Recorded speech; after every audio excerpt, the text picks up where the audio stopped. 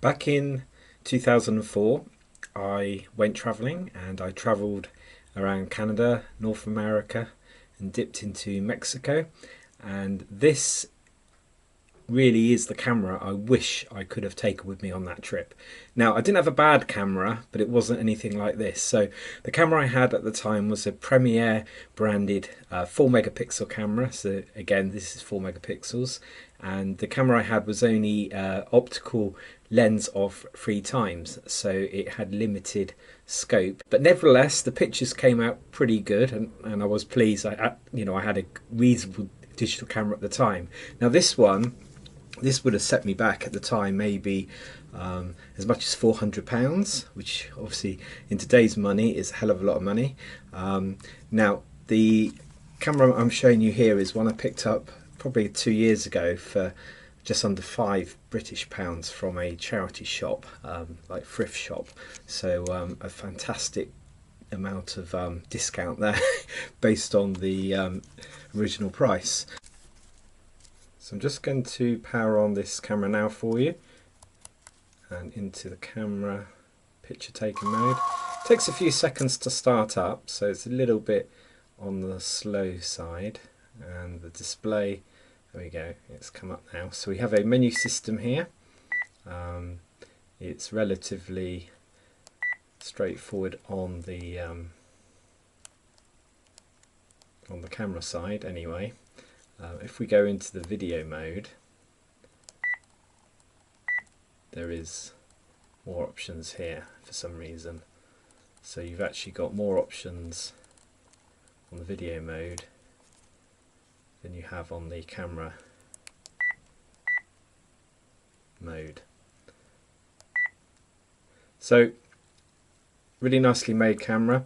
It's got a separate viewfinder here. Now this isn't an optical one, but it is a colour one, and the resolution is pretty good actually, and it's even got an adjustment there as well. So if you're a glasses wearer like me, you can adjust the adjustment here so you can actually see what you're looking at. So that's really nice. Now I don't know why we don't go off and then the next one along isn't the camera. So the off goes straight to the review. So that reviews the shots that we've taken, and it just seems a funny place to have it. And the other thing it's got is it has a quick view. So if you're taking a picture, so we just take a quick picture now, once it decides to show, yep, there you go.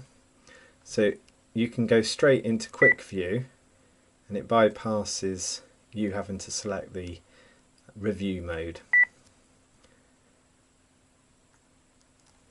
Let's turn it off.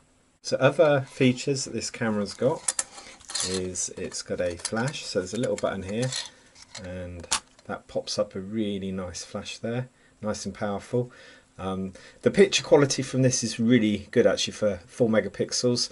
I would say as well that 4 megapixels is the minimum really that you want to be looking at, and obviously the megapixels go way higher these days, and you can forsake having optical zooms to a certain extent because you can zoom in and crop the photo that is taken with many more megapixels than we can with this one. But the quality is really nice. It's kind of really punchy, not dissimilar to, I suppose, Fuji sort of cameras. So really nice sort of vibrant colour, and it's got some more settings here on the dial. So I've just got it set in auto mode, but there is program mode, there's various manual mode, scenes as well. So they're all on the dial. It's just a really nice solid camera, well made.